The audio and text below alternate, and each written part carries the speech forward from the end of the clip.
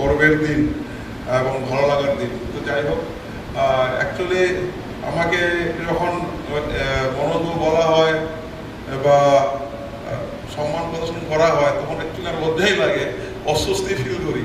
তার কারণ ছোটো থেকে বড় হয়েছি, যাদেরকে সবসময় কাকু বলে ডেকেছি, বাবার বন্ধুদের সাথে দেখেছি, সবসময় দেখেছি। তো তাদের সামনে এত বড় সম্মান পাওয়া একটু অস্বস্তি লাগারই কথা। এটা অন্য জায়গায় না হলেও 12 বৈশাখ খুব ফিল করি ব্যাপারটা। আর অ্যাকচুয়ালি আমি মনোজ বলে ডাকলেই ভালো হয়, তার কারণ আমি এমএলএ হিসাবে তো এখানে পরিচিত নই, তার থেকে বেশি পরিচিত হতো বোয়াদার ছেলে হিসাবে, তাই তো। আর এটুকু বলে দিয়ে যাচ্ছি যে আপনারা তো অনেকেই প্রায় সবাই চেনেন বাবাকে, কি ধরনের মানুষ। আমরা নিজেরাও বাড়িতে ভয়ে ভয়ে থাকি না, মানে কখন ধমক দেবে ঠিক থাকে না। আমাদের বাড়িতে যারা কাজও করতে যায় বিভিন্ন কাজে, সে যে কোনো কাজের ক্ষেত্রে আমাদেরই টেনশন হয় যে কখন তাকে গালি দেবে, কখন যে তাকে ধমক দেবে, কখন কানা টানা বলে দেবে। এটা বাবার ন্যাচারাল ব্যাপার। তো সেটা হয়তো অনেক ক্ষেত্রেও বাজারেও হয় বা আশেপাশেও হয়। তো এটা যেন কোনো কেউ যেন না ভাবেন যে এমএলএর বাবা হয়ে এগুলো করেছে। তারপর প্রত্যেকেই জানেন বাবা আগের থেকে তাই। এই জিনিসটা একটু খেয়াল রাখবেন যে উনি এমএলএর বাবা বলে নয়, উনি খুব সরসিধা মানুষ এবং তিনি যখন যেমন গালিও দিতে পারেন, ভালোবাসতে পারেন, তাই তো।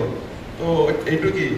আর আমি সেভাবে করে সম্পূর্ণভাবে রাজনৈতিক লোকও নই, ফট করে চলে এসেছিলাম, পঞ্চায়েত দাঁড়িয়ে দিয়েছিলাম, তার জন্য বাবার গালিও খেতে হয়েছে। 3 দিন ধরে খেতেও দেয়নি আমাকে পঞ্চায়েত দাঁড়াবো বলে। তো যাই হোক, তারপরে আর আপনারা আশীর্বাদ করেছিলেন 2014-তে, একবার না বারবার না। সেই সময় 16-তে তৃণমূলের সরকার ছিল, আমি লেফটের ছিলাম, দাঁড়িয়েছিলাম উপনির্বাচনে। তারপরেও 12 সাল থেকে বিপুল ভোটে আমাকে সাহায্য করেছে, আশীর্বাদ করেছিল। পরবর্তীতে 2016-তে যখন তৃণমূল অনেক 200-র উপর আসনটা নিয়ে আসে, তখনও আর 12 বিশা আমাকে দুহাত ভরে আশীর্বাদ করেছিল। একইভাবে পরবর্তীতে একবার নয়, 2বার নয়, 3বার নয়, 4বার নয়, বারবার, কখনো লেফটের হয়ে হোক, কখনো বিজেপির হয়ে হোক, যখনও দাঁড়িয়েছি। জানি না কোন কারণে, মানে মানুষ শুধুমাত্র দল দেখেনি, মানুষ শুধুমাত্র দেখেনি 12 বিশার ছেলে দাঁড়িয়েছে, এটা অনেক বেশি তাদেরকে উদ্দীপিত করেছে। এবং তার জন্য বারবার ভারত থেকে আমি প্রচুর ভোটে লিড দিয়েছি আর আশীর্বাদ পেয়েছি, তাই আনন্দ তো থাকেই। তো সেই দিক থেকে শুধুমাত্র রাজনৈতিক ব্যাপারটা নেই। আর তার কারণ দেখুন, 2 দিন হলো আমরা জিতেছি, এর মধ্যে আপনারা ডেকে নিয়েছেন। এই জিনিসটা কিন্তু খুব কম সমিতির মধ্যেই আছে। আমি চেষ্টা করেছিলাম যে সমস্ত সমিতিকে ডেকে নিয়ে একটা ব্লুপ্রিন্ট তৈরি করার, যে কীভাবে করলে আমাদের কুমারগ্রাম সমেত 12 বছর উন্নয়ন করতে পারি। সেক্ষেত্রে 2-3টি এসছে, তার মধ্যে অবশ্যই সমিতির তারা ছিলেন, আর 2-একটা জায়গা ছিল। বাকিরা তো নিজের মধ্যে ক্যাচাল ঝগড়া করতেই ব্যস্ত, খেয়ে যাবে না।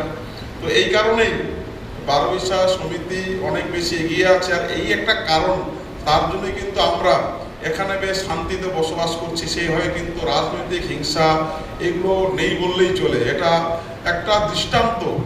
আলিপুরদুয়ার নিজেও একটা দৃষ্টান্ত, আলিপুরদুয়ারের মধ্যেও কুমারগ্রাম একটা দৃষ্টান্ত, কুমারগ্রামের মধ্যেও 12 বিশা কিন্তু একটা দৃষ্টান্ত। তো সেদিকে আর বেশি চাচ্ছি না। আপনারা অনেকেই দাবিগুলো শুনতে চাইছেন যে কী করতে চাই না করতে চাই। অ্যাকচুয়ালি আমি নিজেও চাইছিলাম যে ব্যাপারগুলো নিয়ে বসি, প্রত্যেকের সাথে একটা মত বিনিময় করি। এর আগে বিরোধী দল ছিলাম, অনেক চেষ্টা করেছিলাম বিভিন্নভাবে মিনিস্টারদের কাছে যাওয়ার,